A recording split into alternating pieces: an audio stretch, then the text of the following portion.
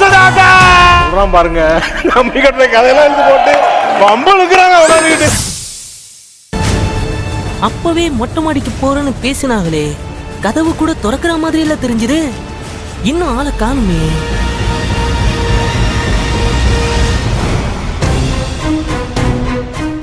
எப்படியாவது இந்த மைய மாப்பிள்ள மண்டையில தடவிடணும், அப்பதான் கல்யாணம் நிக்கும். ஆனா எப்படி தடவுறது ஒண்ணும் புரியலையே.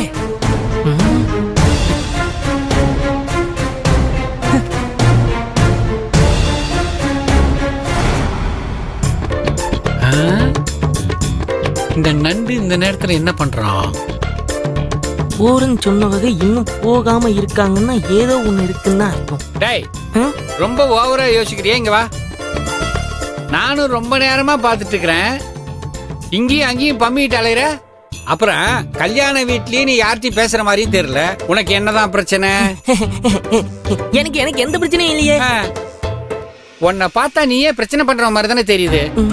கல்யாண வீட்டுக்கு வந்தவன் கூட்டத்தோடையும் இல்லாம எதுக்கு நீ தனியாளா சுத்தின்னு இருக்கிற? அது அது அது அது அது அங்க இறைச்சலா இருக்குதா, அதான் காது அடைக்குது. அதான் இந்த பக்கம் பைய சுத்தலாமேன்னு வந்தேன். உன் மேல எனக்கு நம்பிக்கை இல்ல. நீ ஒரு தினசா இருக்கடா. ஆமா, கல்யாண வீட்டுல திருட வந்திருக்கியா? ஏங்க என்னங்க இப்படி பேசுறீங்க? யார பார்த்து களவாணின்னு சொல்லுறீங்க? நான் யாருன்னு தெரியுமா? நான் துளசியோட சின்ன வயசு சேக்காளி. இப்பவே நீ சின்ன பையன்தான். இதுக்கு மேல உனக்கு என்ன சின்ன வயசு? என்னங்க என்ன பேச்சு, கிண்டல் பண்ணுதீங்களா? நானும் துளசியும் ஒன்னா படிச்சவங்க.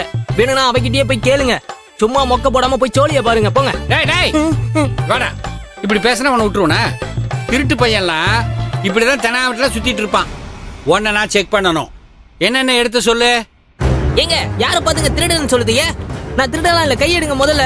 கையெடுங்க, நான் தான் சொல்லிவிட்டல. எதுக்கு தேவையில்லாம மேல கைய வைக்கிறீங்க? எதுவும் எடுக்கணும் சொல்றலடா, அப்புறம் எதுக்கு பயப்படுற? உன்னை ஃபுல்லா செக் பண்ணிட்டு தான் அனுப்புவேன்.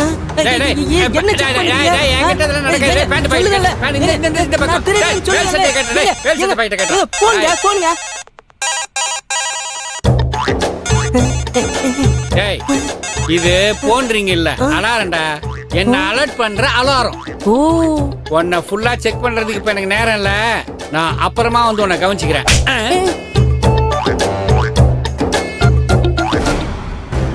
எப்பா நல்லதா போச்சு, தப்பிச்சுண்டா சாமி.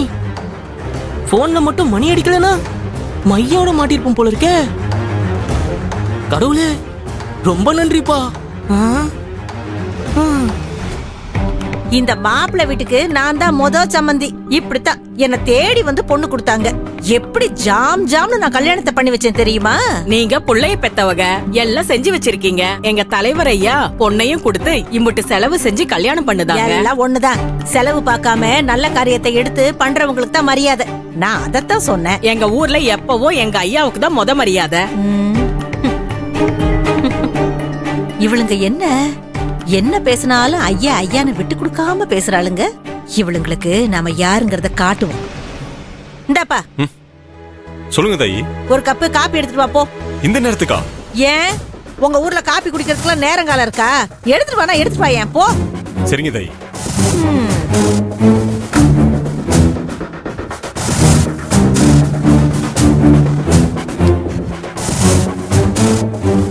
என்ன காப்பி எடுக்க போனவன இன்னும் காணோம்?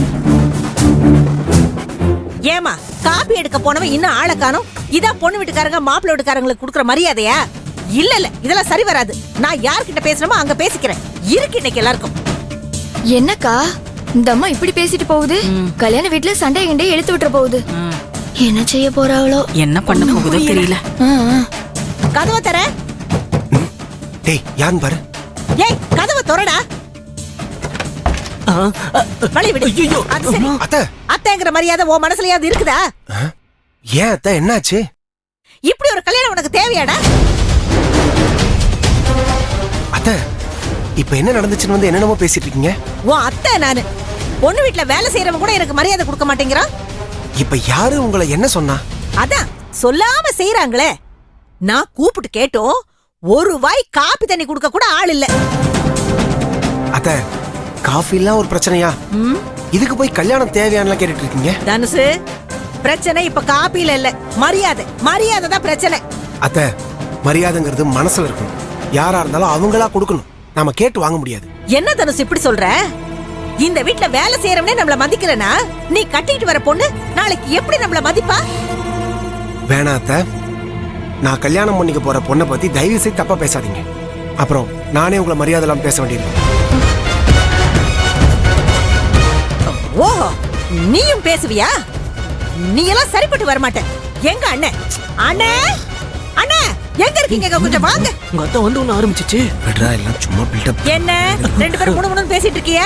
அத்தை, கிடைக்கிற மரியாதையை வாங்கிக்கிட்டு இருக்கிற இடம் தெரியாம இருந்துட்டு இடத்த காலி பண்ணு. ஓ, அப்ப என்னையே வெளியே போ சொல்றியா? கண்டிப்பா சொல்லுவேன். கல்யாணத்துக்கு வந்தோமா, கல்யாண சாப்பாடை சாப்பிட்டோமான்னு இருக்கணும். தேவையில்லாத விஷயத்தை பேசுனீங்க, அப்புறம் அவ்வளவுதான்.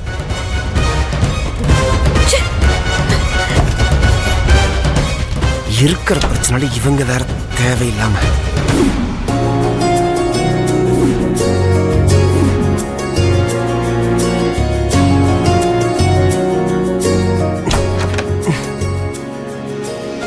டேய் மாப்பிள்ள, தென்றல் இன்னும் கிளம்பாம ரூம்ல தான்டா இருக்கா.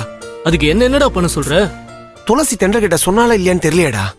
பக்கத்து ரூம் தானே, நீ போய் பாத்துட்டு வந்து என்னன்னு சொல்றா. டேய், என்ன மாப்பிள்ள புரியாம பேசுற? பொண்ணுங்க ரூமுக்கு நான் எப்படிடா போறது?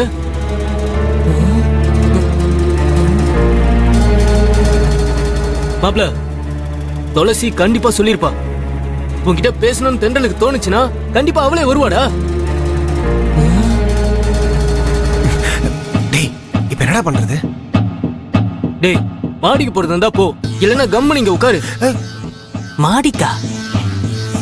மாடிக்கு ஆடிக்கின்றானுங்க, என்ன சொல்லுதாங்கன்னு புரியலையே. டேய், அவளை பார்த்து பேசலனா எனக்கு தலையை வெடிச்சிரும்டா. நான் மாடியில வெயிட் பண்றேன். நீ துளசியாவது பார்த்து நான் மாடியில இருக்க விஷயத்த அவகிட்ட சொல்ல சொல்லு. கண்டிப்பா நான் துளசி கிட்ட சொல்றேன்டா மாப்ள. நீ போயிட்டு வாடா. சரிடா. ஐயோ, டேய் டேய் டேய் டேய், என்ன பண்ற? அலசி விட்டு அது குடு. இல்லடா. போ போடா. போறேன் போறேன். எத்தனை வாட்ற சீவ? என்ன ஃப்ரெண்டுடா இவன். சீ, நம்ம வாருவோம்.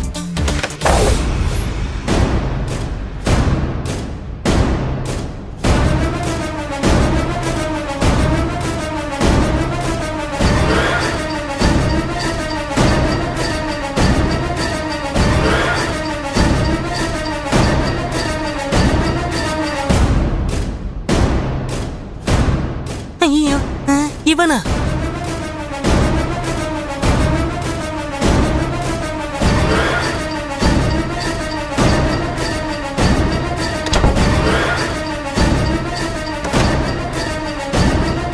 அப்பாடா.